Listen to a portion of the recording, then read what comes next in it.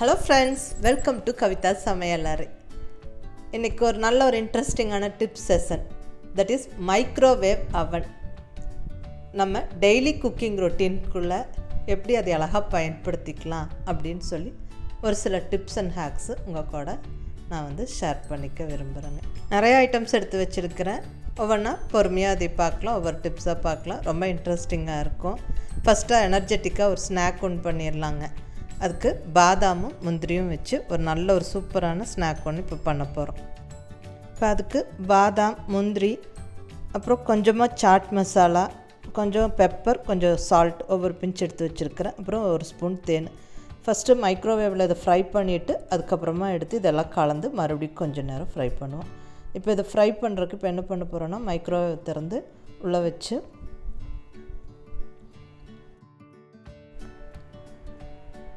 Micro mode on பண்ணி micro high 900 வச்சுட்டு அதுக்கப்புறம் 6 மினிட்ஸ் நம்ம செட் பண்ணிவிட்டு ஆன் பண்ணி விட்டோம்னா சூப்பராக ஃப்ரை ஆயிரும். அந்த 6 மினிட்ஸில் வெளியே எடுத்துகிட்டு நம்ம எடுத்து வச்ச இந்த எப்படியாவது சாப்பிட்லாம். இந்த மசாலாலாம் போட்டு தேனெல்லாம் கலந்து வச்சோம் சாப்பிடவும் ரொம்ப நல்லாயிருக்கும். சூடோடு சாப்பிட்டா கொஞ்சம் அவ்வளோ ஒன்றும் கிறிஸ்பினஸ் தெரியாது, கொஞ்சம் ஆற விட்டு சாப்பிடுங்க.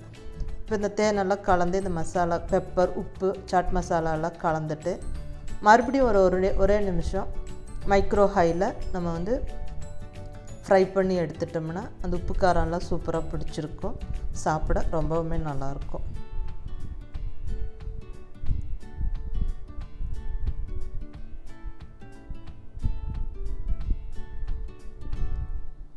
சூப்பராக ரெடி ஆயிடுச்சு. ஒரு அருமையான ஸ்நாக் டக்குன்னு மைக்ரோவேவ் அவன் வச்சு ரெடி பண்ணிட்டோம். இப்போ அடுத்தது உருளைக்கிழங்கு எப்படி மைக்ரோ அவனில் நம்ம வேக வைக்கலான்னு பார்க்கலாம்.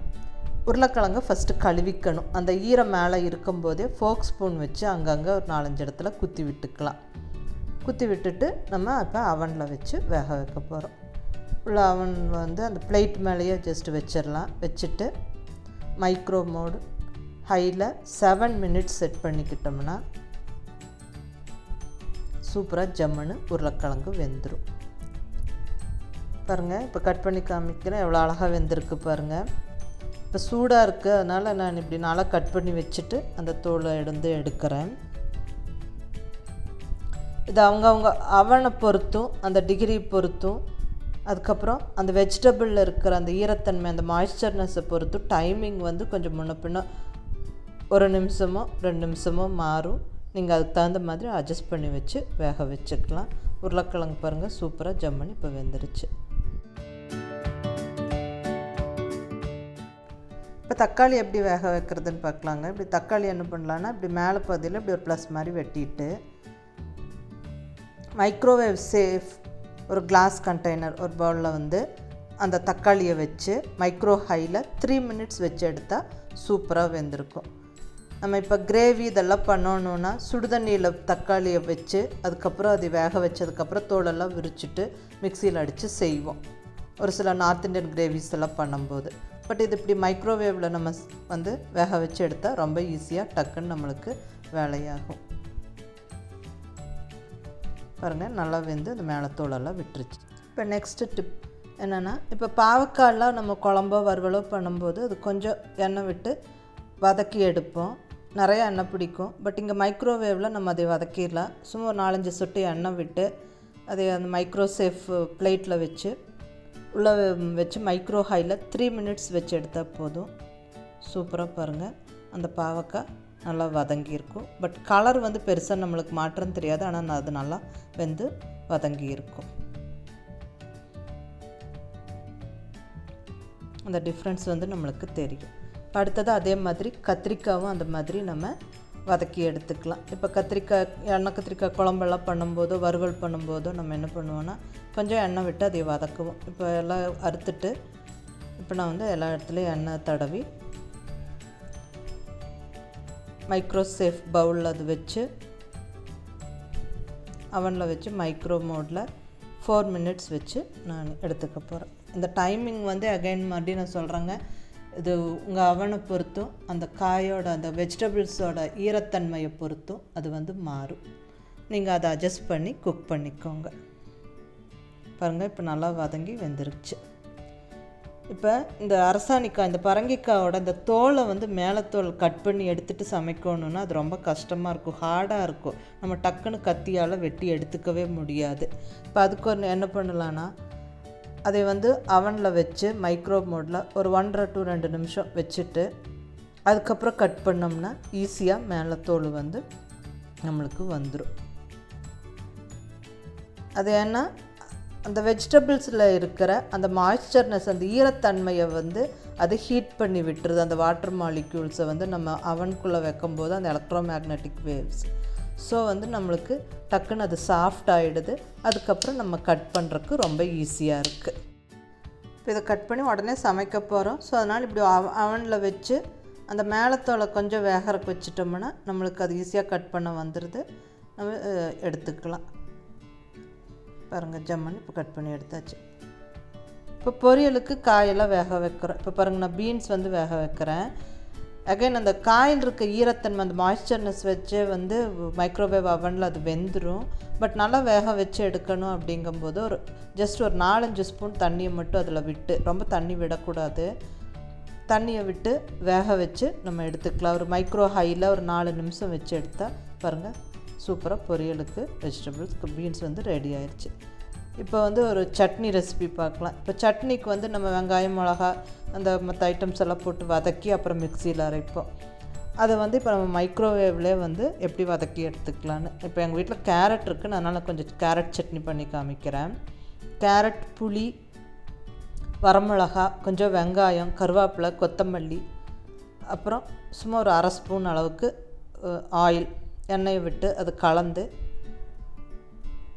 அவனில் வச்சுட்டா இந்த காயெல்லாம் நல்லா வதங்கிடும்.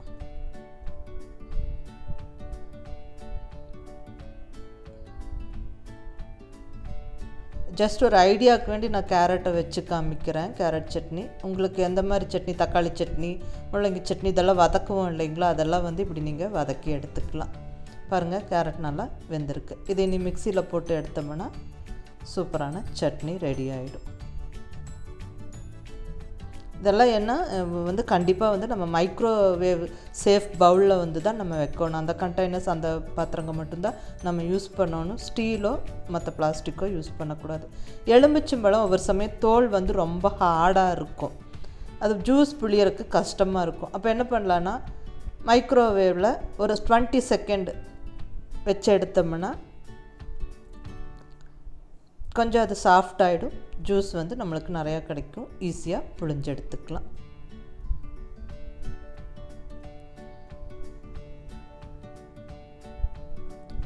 அப்புறம் நெக்ஸ்ட் டிப் வந்து நம்ம கஸ்தூரி மெட்டி. இது வந்து நம்ம கடையில் வாங்குவோம்.